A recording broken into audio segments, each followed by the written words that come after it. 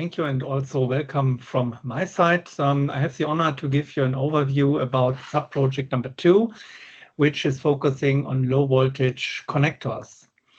So what is our main objective? The main objective is to develop specific design rules for the automated assembly of connectors. So in general, it's a continuation of the standard version 2. So we have already included a lot of design rules, but there are some modifications needed and of course some new ones. So here we are focusing, if you look to a connector, it's the right complex element. There are the conducting elements, the terminals, the metal parts. There are the different plastic parts. Sometimes they are not just one part, but multiple parts that needs to fit together. And all this, including, for example, also the seals, needs to be covered for an automated assembly of the connector as part of the full wire harness. So the goal is, of course, to reduce all manual tasks through automation. This is, of course, our general tool. And planned results when we apply all these design rules is to have automation-friendly connectors. So in the ideal case, 100% can be done automatically. But in some cases, it's only possible to do it partially. This depends, of course, also on the machinery that is available. So all manual steps, all manual design steps should be cancelled out by the design rules. Some design rules are mandatory. There are also some design rules which are just recommendations that would make it more easier for automatization, but they do not hinder automatization. Yeah, so this is a general picture, and now to give it a little bit more touchable, I have shown you here a list of some of the design rules which we are talking about, and you can see that they are very specific to the design, the outline of the plastic parts, for example. So you have to consider, for example, secondary lock end position of a connector. You have to make sure that the accessibility for a gripper or for a machine is given so that the terminal can be inserted into the cavity. There are no obstacles that would hinder to do this insertion of the terminal.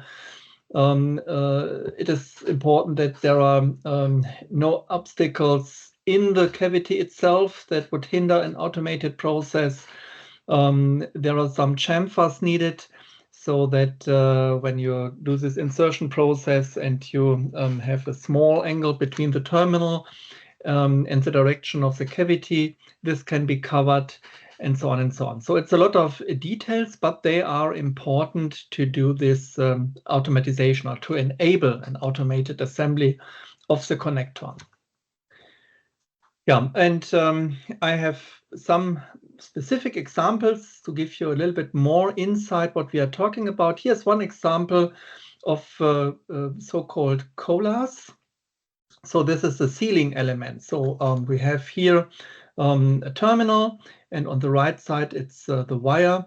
And if you would like to have a sealed version, you have to have these single wire seals.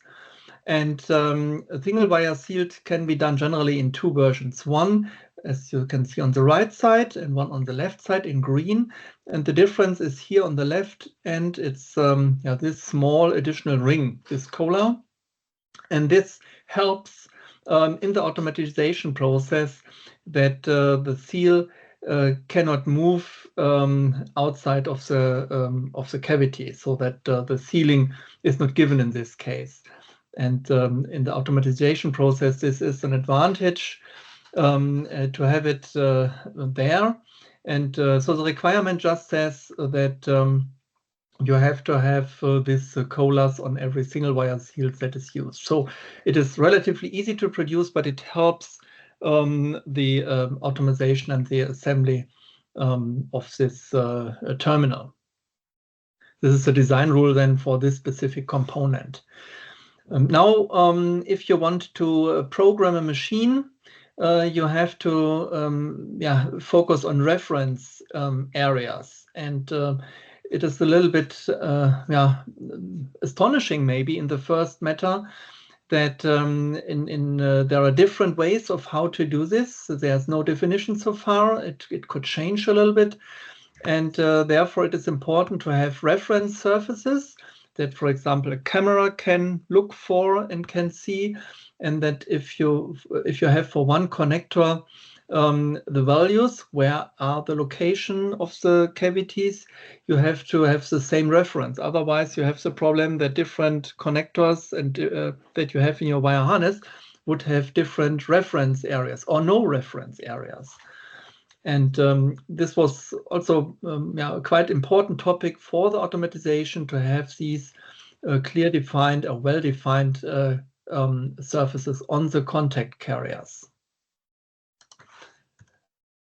Yeah, then another example in these details is the entrance area. So here you see connector with multiple cavities in, and on the right side you have an example which is not okay. So you have here some plastic elements that would hinder the automated insertion of a terminal, because you have to have some area, some room available where the you can call it gripper can put the can grab the wire with the terminal and insert it into the cavity.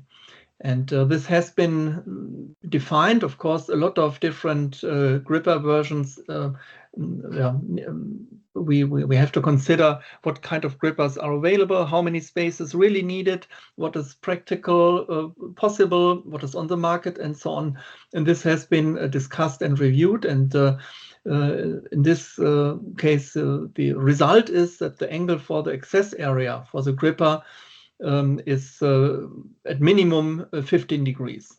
Now, and the difference of the height here should be smaller than 10 millimeters, so that the plastic is not going too much up of this main surface of the connector.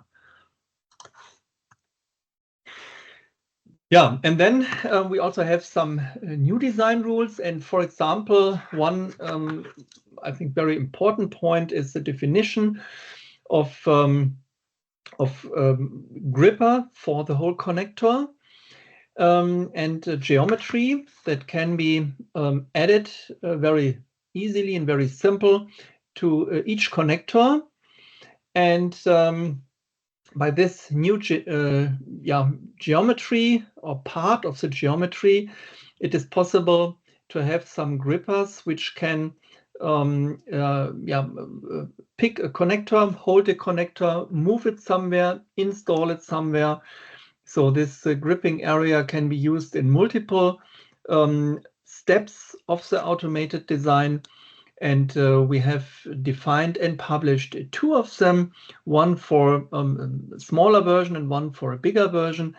And for example, this is this gripper can withstand more than 150 Newton, representing 15 kilograms, which is quite a lot for a small connector. So it is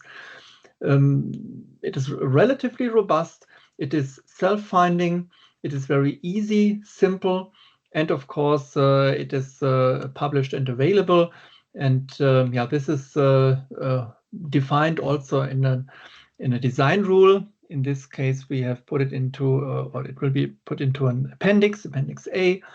But this helps, as I said, in different steps of the automation to have a clear and well-defined area where to fix and to hold and to place a connector. So at the beginning of the project, we were discussing a lot, okay, if you have the different plastic parts, the different connectors, where can what kind of force be applied to hold it, to mount it somewhere. And it was quite challenging because there are a lot of different connectors, different sizes, different functional principles. And I think this is a quite good solution that can cover all of the existing connectors and, of course, future connectors. Yeah, and then I think this is the last one is a new design rule for cable tie machines. So you have here a connector and here the bundle of wires, and they are typically fixed to the connector with a cable tie. And there are also different machines available, and you have to have a given available freedom space area. And this is defined here as well. So the clearance for the tool itself, so that the cable ties can be attached and applied. This is, as now, still a manual process that is needed, and we also were looking for solutions to have also this step automated, so that this can be done automated. And here this minimum clearance is one important topic for this, to realize it. Yeah. Okay, this was the last slide to give you at least an idea about what we are talking about, how the design guidelines look like, what they are addressing, and what is new, or what are the modifications, additions towards the version 2 of the standard. Yeah, so far from my side, thank you very much.